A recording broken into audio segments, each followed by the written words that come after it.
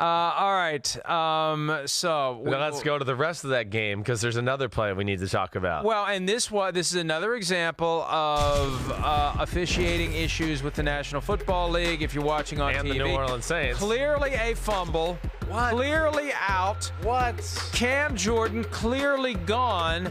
The problem is the ruling on the field was an incomplete pass. So via replay review, you can overturn that, right? Right.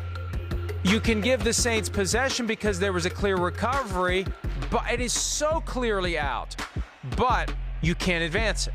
And I remember the Ed Hockley Chargers-Broncos game from 10-plus years ago when the rule was you couldn't even recover it. Right. The play was dead at that moment. there. Right, right. At least you can recover it, but that wasn't much solace for the Saints because it went from 10-3 to they didn't score to the Rams got a field goal, so it ended up being a 10-point swing.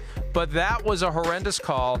And various former officials who are now in the media said, look, they're always told, don't blow that whistle. Yeah, I mean, let it play out. That, right. Let it play out. And this one wasn't even close. I mean, the Miles Jack thing from the AFC Championship game a couple of years ago. Yeah, when he struck that was the ball close. out, There were some James bodies, White, some legs touching and flying around. And it's one of those when you watch it in slow motion, you're like, oh, my God, the ball was out. He somehow scooped it up, and he was gone. It should have been a touchdown. Right. This one wasn't close. No. There's no excuse for this one. No excuse. This is like referee 101, really, basically, this type of play. Not sure if the ball came out, not sure if it's a forward pass.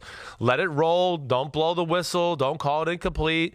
This is you err on the side of calling it a turnover. Why? Because turnovers are always automatically reviewed. So that was a huge mistake. I don't know what's going on with the Saints and the referees. I mean, this is 3 games in a row now. And I don't know if someone down in New Orleans put the voodoo hex on them or they got to reverse the voodoo hex or something.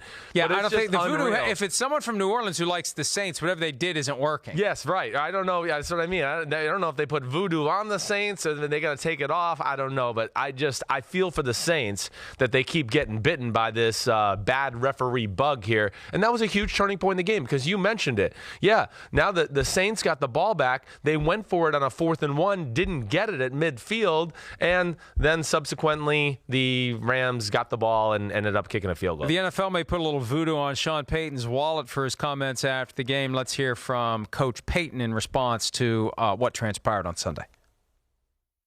We get poor officiating or we get an awful call like that, we can't control that. So our focus this week is going to be on cleaning up the penalties and making sure we got the right guys on the field too. Look, he didn't come out and say directly it was a horrible call. He just said, hey, when horrible calls happen like that one, then you just have to I think he's going to get away with that. The way he used that, it was very nice. Oh, yeah, well done. I just wonder whether he will or he won't, and I wonder how much the NFL wants to continue shining a spotlight on the horrible call by finding him that's what I would pointing say. out that the call was horrible. Better be careful there, right. There's a lower standard for players. Here's Cam Jordan with his thoughts on what happened in the game on Sunday. You say a touchdown got taken away. I mean, I didn't even hear the whistle. I grabbed the ball 15, 20 yards down, and allegedly a whistle was blown. Clearly, I mean, the whistle was blown. Where normally you let the play happen. Any referee usually tells you you let the play happen, and then you go back and review the play. That was great. Foot Locker. Wait, what are you going to find? Oh, you're fined for calling How the dare officials you joke. Foot Locker. Yeah, right. And you can either cry or you can laugh. Mm-hmm. And if you're a Saints fan, you just have to wonder what in the hell's going on. And you know what? Here's the thing. Yeah.